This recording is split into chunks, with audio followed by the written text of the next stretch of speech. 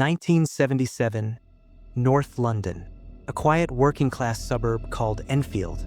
Inside a small rented council house at 284 Green Street, something impossible, something unnatural, was about to wake up. For 18 months, this home became the center of the most documented paranormal investigation in British history. Over 2,000 recorded incidents, multiple witnesses, London police, photographers, and even Ed and Lorraine Warren claimed something unexplainable was haunting an 11-year-old girl named Janet Hodgson. This is the true story of the Enfield Poltergeist. The first night, it began with a noise, a simple knocking. Janet and her brother Johnny were trying to sleep when the chest of drawers in their bedroom suddenly slid forward, slow, heavy, as if pushed by invisible hands. Their mother, Peggy Hodgson, rushed in. When she tried to move the dresser back, she couldn't. Felt like something was pushing it against her. That night, the knocking turned into scratching. Scratching became thumps. Thumps became violent shaking. The family fled into the cold night, terrified. The police report. The next evening, the Hodgson family did something rare for a haunting case. They called the police. 2 officers arrived.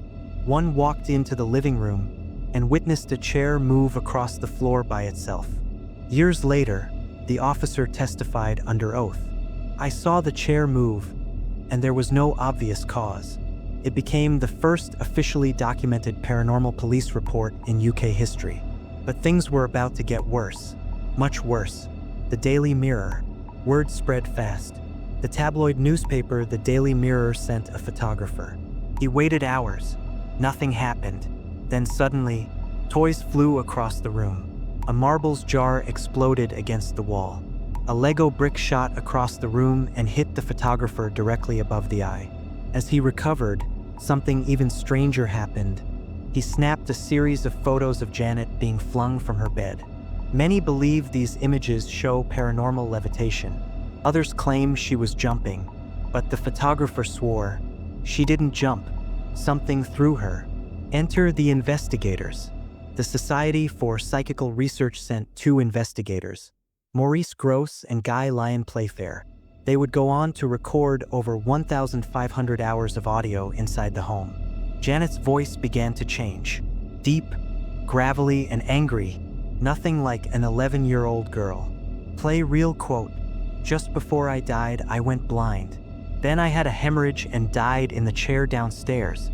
This voice claimed to be Bill Wilkins, a man who died in the house years earlier. Months later, the investigators tracked down Bill Wilkins' real son. He confirmed every detail Janet's voice claimed, including the exact chair his father died in. The attacks. The events escalated into physical attacks. Janet was dragged out of bed by invisible hands. Curtains wrapped around her neck. Furniture flipped over. Cold spots followed her through the house. Witnesses claimed they saw her body bend backward unnaturally. Her eyes rolled white, and she spoke in multiple voices. She was even caught twisting a metal spoon using only her fingers while smiling.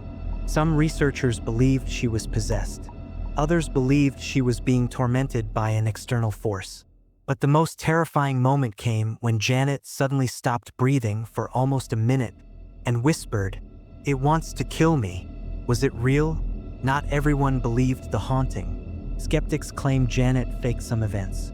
Even the investigators admitted that 2 to 5% of incidents may have been exaggerated. But here's the problem. Too many witnesses saw things Janet could not have faked. Police constable, professional photographers, reporters, neighbors, paranormal researchers, social workers, and even a ventriloquism expert who confirmed the voice should be impossible for a child. The family gained no money, no fame, only trauma. Even decades later, Janet said, "I wish it never happened. It ruined my childhood." The final night. After 18 months, the activity suddenly stopped, just as fast as it began.